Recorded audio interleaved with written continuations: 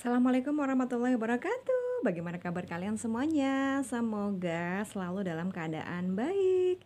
Oke teman-teman, di video kali ini saya akan sedikit bercerita sebuah pengalaman yang dialami oleh teman saya ya.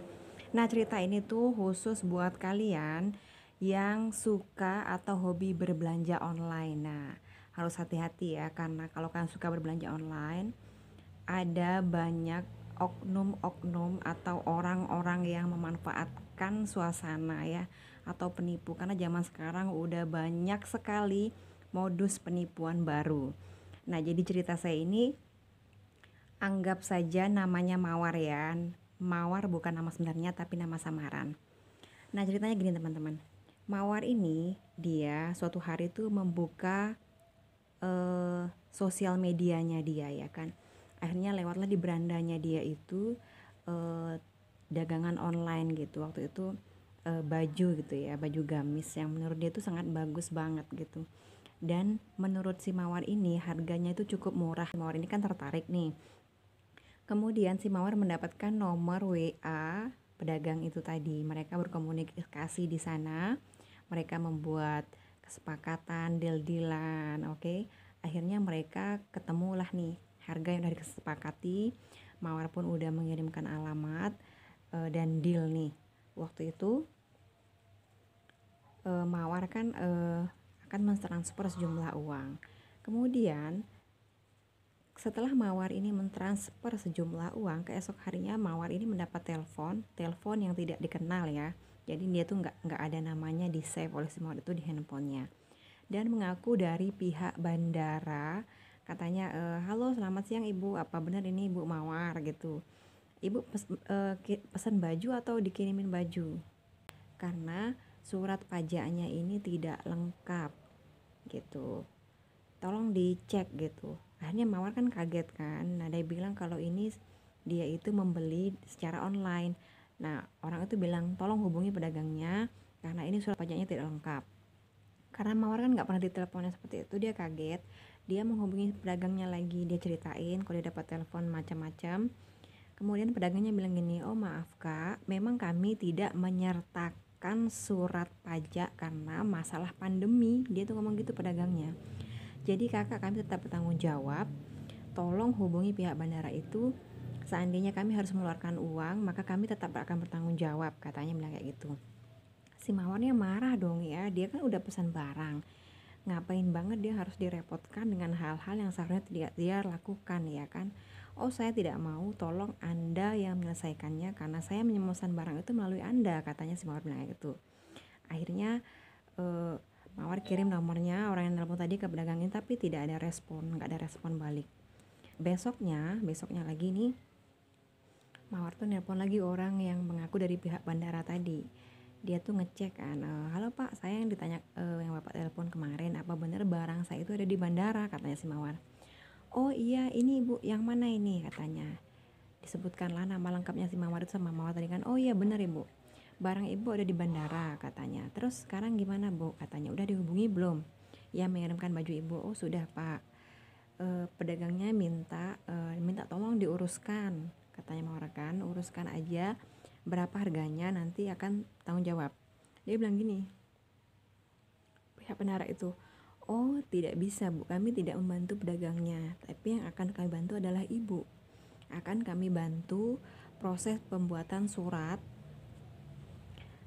pajaknya, itu pun secara sementara, katanya. Jadi ibu harus mentransfer uang sejumlah 1 juta rupiah. Hello, barangnya aja nggak seharga segitu ya. Terus gila banget, udah nggak masuk akal. Karena dirasa tidak masuk akal, Mawar langsung menutup teleponnya.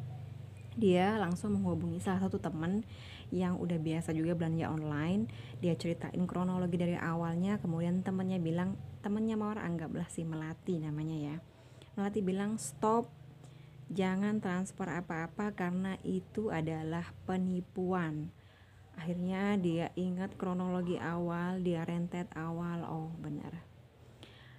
Oke, ada beberapa poin yang janggal teman-teman ya. Yang pertama, kalau memang pedagang itu adalah pedagang beneran ya kan, ketika ditanya barang ready atau enggak, otomatis dia akan tanya dulu ukurannya apa, ya kan. Kalau udah jelas ukurannya, maka dia akan mengecek, maka dia akan tahu barang itu ada atau enggak. Kalau tiba-tiba si pedagang itu bilang ready tanpa tanya ukuran, itu hati-hati, kalian harus jeli. Nah teman-teman, dari cerita tadi ada beberapa poin yang harus kita garis bawahi. Yang pertama, sebelum kalian membeli barang-barang online, kalian harus teliti dulu. Biasanya di toko itu, ya kan, yang kalian lihat, kalian tuh buka dulu berandanya, ya kan, ada nggak orang-orang yang komen di sana. Kalau sebagian besar orang yang komen di dia itu bagus-bagus, berarti bisa jadi dia benar-benar pedagang, ya kan. Dan begitu juga sebaliknya, kalau sepi, nggak ada komen sama sekali, atau bahkan mungkin komen-komen itu jelek-jelek, berarti itu udah nggak usah belanja di sana. Itu yang pertama.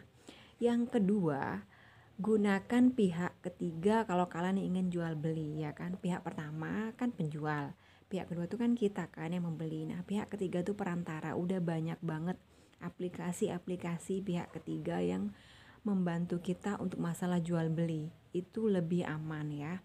Itu gunakan pihak ketiga. Kemudian selanjutnya, kita tuh sebagai pembeli tuh harus harus rajin-rajin nanyain pedagangnya itu. Jangan sungkan, jangan malu, tanya aja, kita kan beli, ya kan. Oke teman-teman, jadi itu saja saran dari saya. Jadi kalau kamu mendapatkan telepon yang seperti itu, stop, jangan layani, karena itu buang-buang waktu saja. Apalagi kalian sampai mentransfer sejumlah uang, karena sebenarnya itu pedagangnya itu udah bersekongkol dengan yang nelpon kalian tadi, ya kan. Yang pertama udah rugi barang kamu, ternyata barang yang kamu pesan itu tidak ada. Yang kedua ditambah lagi kamu akan mentransfer sejumlah uang yang mengakunya dari pihak bandara, padahal itu nggak ada, ya. Jadi sejak saat ini kita harus mulai sekarang, kita harus pintar-pintar atau harus hati-hati kalau mau belanja online. Cek yang baik, ya kan. Dan satu hal lagi, kalau emang dia itu pedagang beneran, pasti pedagang itu mempunyai banyak rekening ya, bukan cuma satu rekening aja. Oke teman-teman, semoga video ini bisa membantu kalian. Jangan sampai ketipu ya. Wassalamualaikum warahmatullahi wabarakatuh. Bye bye.